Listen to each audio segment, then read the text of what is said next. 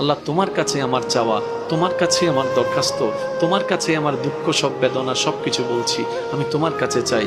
ফাইন্নাকা আনতাল্লাহ, কারণ তুমিই আমার আল্লাহ, তুমিই আমার রহমান, তুমিই আমার রাহিম, তুমিই আমার গফফার, তুমিই আমার সত্তার। মওলা তুমি ছাড়া তো আমার কেউ নেই, তুমি না দিলে কে দিবে?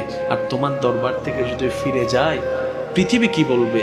এত বড় একজন বাদশার দরবার থেকে ভিক্ষুক ফিরে গেছে।